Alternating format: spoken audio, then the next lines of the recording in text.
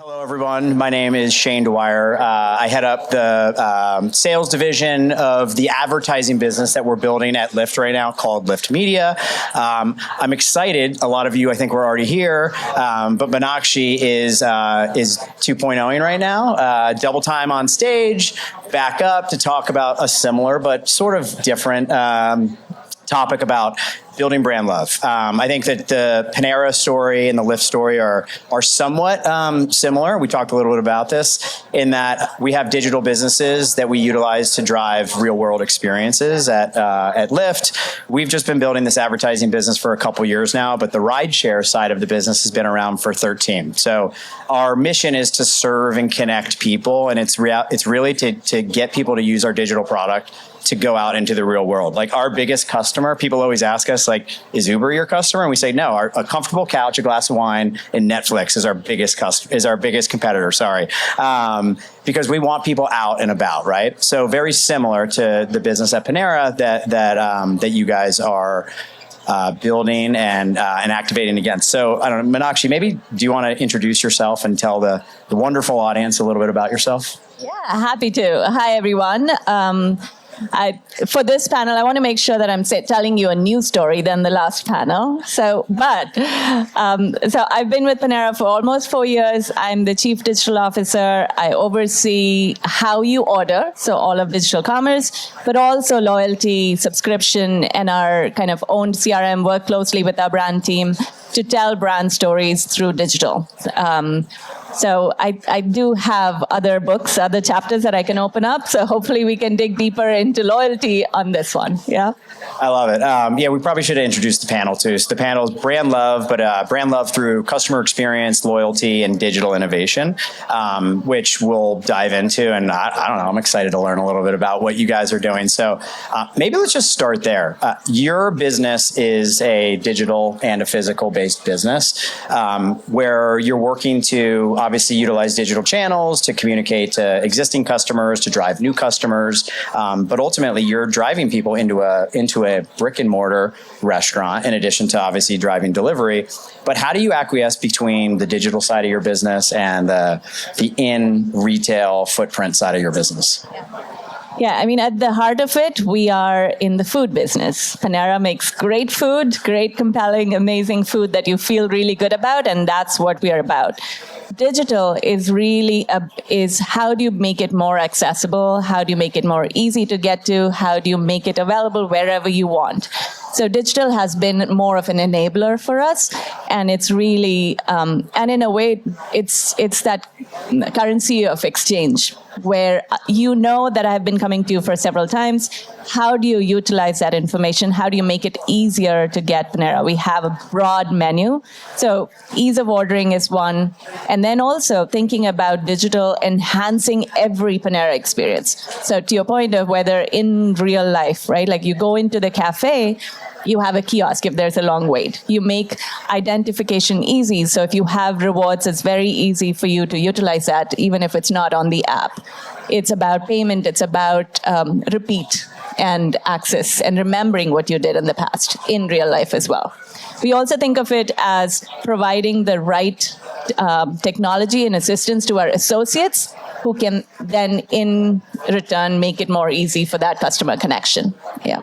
Gotcha. So when you think about the digital side of the business, the footprint side of the business, you guys drive a pretty attentive consumer who's hungry. I don't think you have an awareness issue, right? Like it's a consideration issue. Same thing with rideshare, right? Like everyone knows what Lyft is. It's whether or not they're going to use Lyft or they're going to use another competitive rideshare business. So when you start to think about the amount of time that people are spending with your digital assets, your kiosks, your menu, your ordering system, and then also the time that they spend in the actual like restaurant. Yeah.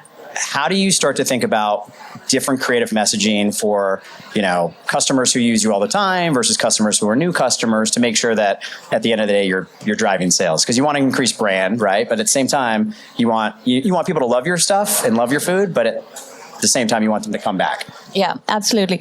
I think it's, you're right. It's not necessarily an awareness issue. It is a consideration and it's top of mind. It's not a very thought through. I mean, you don't think about what you're going to eat tomorrow, right? It's not a very considered choice. It's more about you want to be top of mind and you want to have that high payoff at the end of it. So if it's it might be a 15-second spot that talks about a new LTO, but come down and that now garners an interest for someone who hasn't thought about Panera in a while in a very interesting way. That's a breakthrough there. But as you go down to someone who's been coming every week, it's about telling a deeper story about even that LTO. Like what makes our Asiago bagel stack, which you've seen briefly, special because now it's got more flavors to it. Whereas, what makes it special? You're able to tell that story through emails and through your digital journey. So that's when you deepen the connection on the food. And at the same time, and then when you come into the cafe, we've learned that folks who experience a brand in multiple different ways have that much more value. They're 4x more valuable than someone who just comes into the cafe. So we want folks to experience the brand in multiple different channels to really understand what Panera is about. I mean, I don't know about you, but sometimes I do think about what I'm going to eat a day in advance. I think there's probably some Texas folks out here that buy some meat in advance as well. But no, that's interesting. I think just to layer into that, one of the things that we're doing at Lyft is when you think about any rideshare that you use that app. For us, we see the average time is 27 minutes from the time you pick up the app to request a car, to get in the car, to get out and you rate and pay and tip your driver. But we know that customers are using the app because they have to as a utility for where is my car, what is the license plate, what color is it, what make, model, and trim in it, for any of you automotive folks in the room. When is it going to pick me up? And then when you're in the car, you go, when is it going to drop me off? So we have these moments where people during their journey are looking, but you're also not spending the entire time on the Lyft app, right? So you're using social media, you're checking the news, you're emailing, you're listening to podcasts. How do you guys think about reaching customers in other areas? Is social key for you? Is taking your data sets, because you guys have a lot of data, and finding audiences outside the walls of your sort of owned and operated important for you guys? Yeah. Yes, owned and operated is important, but also finding people where they are. So if someone's on podcast, someone's on social media, someone's watching TV, at the end of the day, it's a content and the context matters. So it's breakthrough message at the right place. So I think my system might still know that you're thinking about food tomorrow. You might get a text a little later to say, how about Panera tomorrow? But it's about reaching where guests are and breaking through. So that absolutely holds, yeah. Yep, okay. Yeah. All right, so I think there's probably some media folks in the crowd that are really interested in partnerships. One of the things that we think really long and hard about are how do we work in this kind of hedged garden world that we all sit in today and find the right partnerships with the right companies to move our business forward. So when you start to think about partners, how do you categorize a good partner? How do you think about there's 450 retail media networks, right? There's a lot of places for you to figure out where you want to spend your time, your resourcing, your money to connect to your consumers. So what do you think about and what's your checklist when you're looking at partnerships? I think it starts with our guests. We have very clear understanding of who is our absolute champion, right? We wouldn't not talk to folks, but it's about what do we stand for, who are our guests, and if it is in that realm of what we call crave health balances, and it's people who are looking for good food and so it starts with that, and then we try and draw concentric circles of when they're not thinking about food, what are they doing? And that's kind of where the right partnerships are born. So I would, we haven't done that, but I would say there are some really good examples out there in terms of travel, whether it's hospitality of a hotel and drive or rent, some things like that. I think we haven't done that yet, but that's an area that we're looking at. Yeah. Gotcha. All right. So can you, this is loyalty and digital disruption and customer experience. So, on maybe that front, like what is something that you're proud of? What is a partnership that you have executed against, or even just like a program that you've worked on? I think we talked about a few that you're really excited about, that you think kind of it's a building block for what you want to build moving forward. Yeah. So in that partnership realm for loyalty, the one that we worked on actually last year was more around our My Panera members got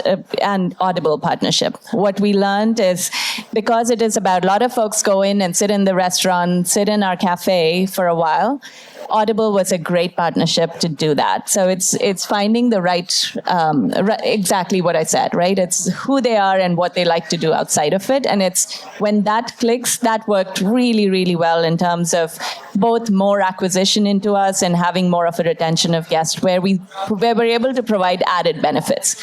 That's what ultimately you want to do. It's when you retain, you do that. Within our loyalty space, we have one of the things that we've launched is our Unlimited Sip Club. It's a subscription business. It's very, very unique in the restaurant space, but it's about giving you that so much more value in terms of to complement the rest of the food. So it's when you join the Unlimited Sip Club for $15 a month, you get unlimited drinks. So anytime you're going out, Panera is top of mind because I can go in for a coffee in the morning and get a bagel. I can go in the afternoon and I can get another drink alongside of it. So it's that whole ecosystem of, by being a My Panera member, which is what our loyalty program is called, what are you giving me?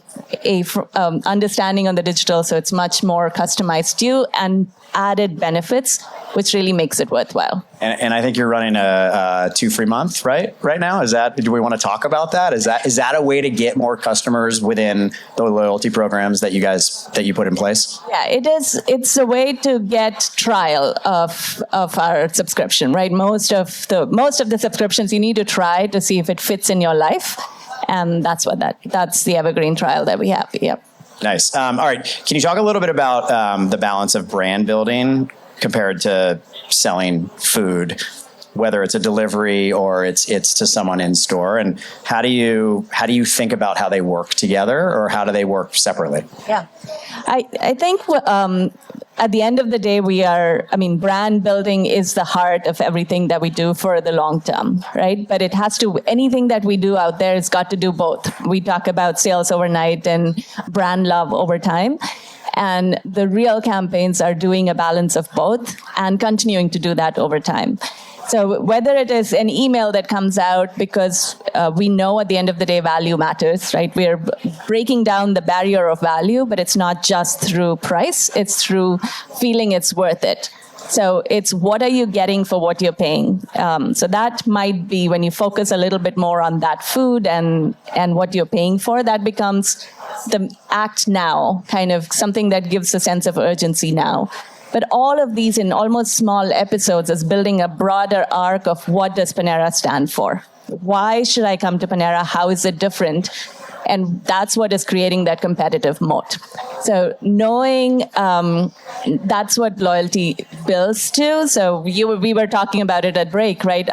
Sean, you said you love rewards and you love collecting points, and that's what brings you in, but that's not what's going to bring you back in again and again and again. So it's about knowing that brand story and really breaking through and being relevant in culture that brings you in. So it's a balance of both. Yeah.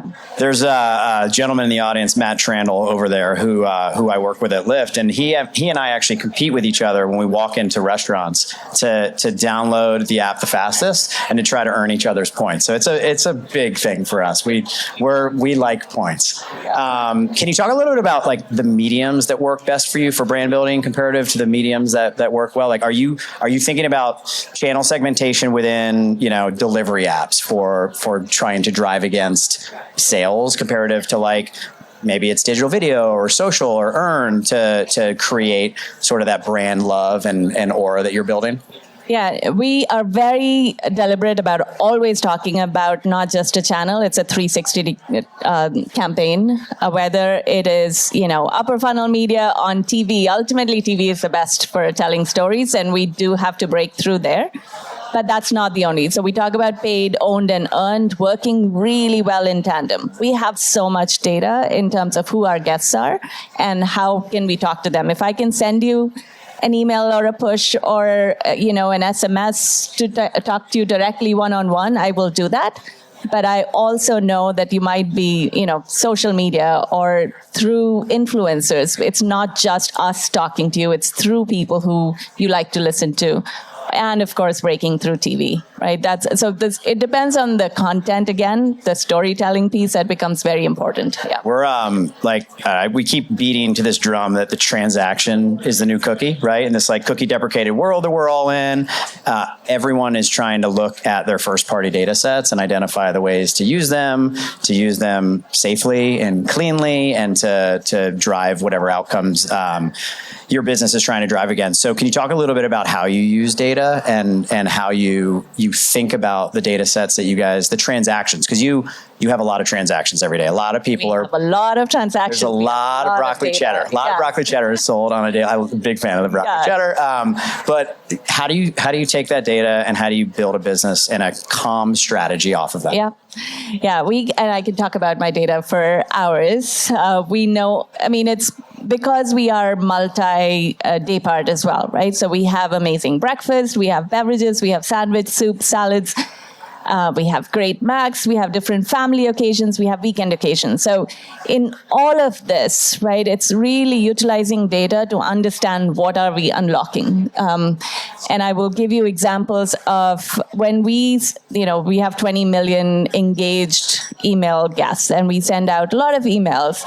And do that storytelling, but it comes down to what is relevant to you. If I know you love a broccoli cheddar, it's a data that's telling me that I should talk to you about our soup season. Here's another new soup that's coming out. So we utilize that to create personas, create preferences, and then activate upon them, not just on our own, but over time into our paid, into social as well. And then we create lookalikes from that. Yeah. We do a very similar thing, right? We're going to look at all of you in an aggregated and anonymized way. And when you guys leave Austin, you're going to be pretty beat up, right? And you're probably ripe for a message for someone to deliver some food to you that is comfortable and it's going to make you feel good. So that is we do a very similar thing with our data sets. All right, data matters. We all know data matters. Everyone's using, you guys talked about AI, everyone's using AI to identify the right use cases of data to put it in front of people at the right time. I think creativity is so important too, and we were talking a little bit about that with your partners at 72 and Sunny.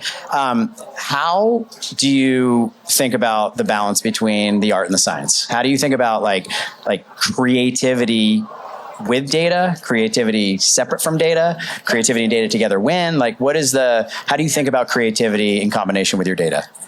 If it's not creative, I think the campaign just falls flat and we often get the results back very, very quickly. But we think about data we've talked a lot about how do we utilize data to activate. The other piece that we didn't talk about is how do we use data to innovate and inform what we do, how we do the storytelling, how we inform the flavors that is actually appealing to our audience. And that goes into our working with our culinary teams to really think about food creativity as well. And I know there are lots of examples out there where you see a little spark of a trend coming up in your first party data, and then you use that to either launch a new item based on that, or you kind of do a bundle or do an activation of an offer based on that. So it's a data, it's the insights from the data applied creatively is what creates a campaign. Yeah.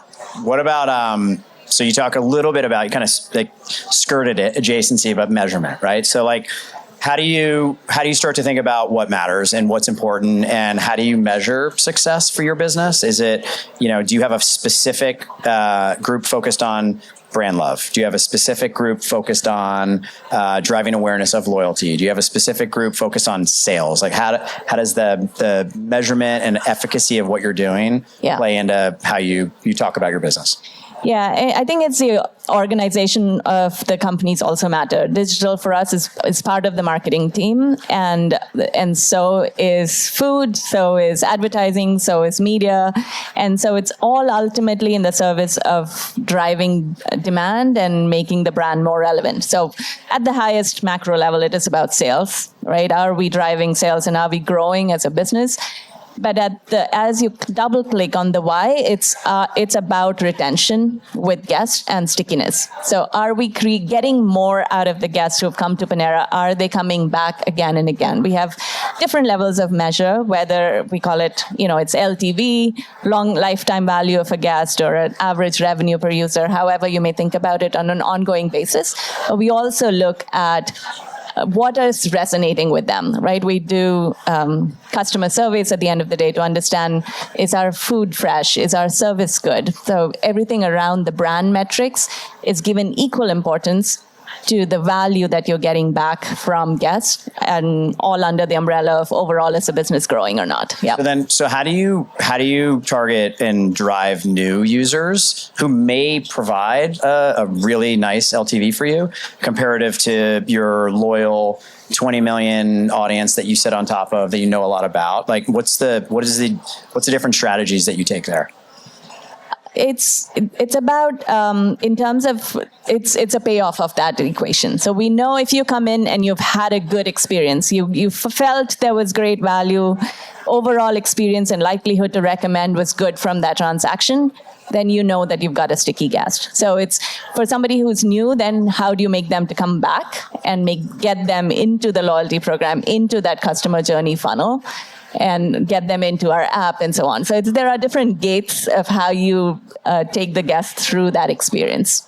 All right. So I don't know how much time we have left right now, but I'm assuming we're all right. Can we talk a little bit about your loyalty strategy? So there are so many places for a consumer who is hungry to go. It's a big thing, right? There's a lot of restaurants out there. So what is the most important thing for loyalty? Is it finding customers who care about points? Is it finding customers who care about the programs that you're launching? Is it what has been the most successful side of your loyalty strategy, and what are you excited about doing in the future? Yeah.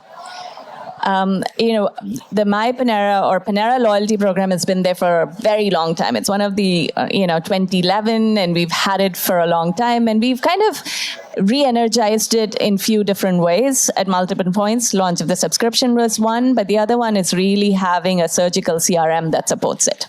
And by that, what I mean is there might be some people who are really motivated by value. They care about an offer at the right time on something that they love. For others, we've realized it's really more about nudging them and reminding them about the food that they love at Panera at the right time. So, and sometimes, and the third piece is really around knowing them. So last year, we went through I'll give you an example of, we reduced our menu quite dramatically because we were trying to bring focus back into who we truly are, into our core guests and our core products. But we wanted to make sure that guests who were very used to having the items that is going to go away, we brought them along in the journey, so they stayed on. So really about knowing them and being helpful to them in that journey is how I think about building that loyalty. So as a program construct, there are multiple ways to do it. There are points and there are spend levels, and that's the base value. But the real loyalty is built in terms of the experiences that we're able to create with them. Are there specific markets that matter more to you? Because you guys are a national brand, 2,200 stores, right? What markets matter the most, or are you just thinking nationally across the board? We think nationally, yes, system-wide. There is no one market. It's all 22 stores are equally important, and consistent experience everywhere really matters. Yeah. I think like the customer service that you talked about early or the last panel, where when things go wrong, how do you make it right? Can you share a little bit about that? Because there are times, and I'll just relay it to rideshare, where you order. I was talking to someone earlier who said he gets really mad when he gets out of the airport and he orders a car and it says it's 4 minutes away and then it's 15 minutes away, right? And it's how do we acquiesce? How do we talk to? How do we provide customer service in a way that actually makes that person feel okay about the fact that that car is 15 minutes. It's all about communication, right? You have to say the marketplace is busy. There's a lot of traffic. There's a lot that goes into that side of the business. If my broccoli cheddar comes out and it's not hot, like, or if my delivery from, if I order through DoorDash or through you directly and it's not the right order, how do you manage the times when things go wrong? Yeah, I think that was something that we launched. It's really about making it right and giving guests that easy access. So just the way we said digital is about making it easy to order, we need to provide a place where it's very easy to fix and make it right. And that's what that experience was about. And we introduced that, especially because if you go into a cafe and you see your stuff is not warm enough, you can go back to the associate and they will make it right. We wanted to bring that experience back into the digital. It's, as the mantra here is really use digital to enhance brand love through those deeper connections with guests, one-on-one connections. Utilize technology that it feels like it's so it's more absent versus being a feature as the prominent one. It's about going into that guest insight. Yeah. All right, so I think we're almost up against it. 2 last questions, thought-provoking. There's probably a lot of people that want to talk to you when you get off stage right now. I think we're going to go take a picture, which is going to be awesome. But what do you tell this audience who came here to listen to what you're talking about, and some listen to you twice, how to work together? Like, what would be a piece of advice to the audience for how they can come up and try to find a way to partner? Great question. I would say, I think it's more about really at Panera, we want to rekindle the love that the brand has been. It's been around for so long. It's about food. It's about innovation. And how do we bring solutions that will deepen that love with our guests? And so I'm all ears. That makes us think harder, push us more to keep growing. And that's the hardest thing to do. Last question. In 5 years, you and I are back on stage, this stage right here. What is different in the business that we're in versus what it is today? What is different? I think Panera is the coolest brand in town. That is what it is going to be. I like that. Bring that back on. Yeah. And everyone takes Lyfts to get to Panera. It's going to be amazing. It's going to be amazing. All right. Well, thank you. It was great to chat with you. And thanks for coming, everybody.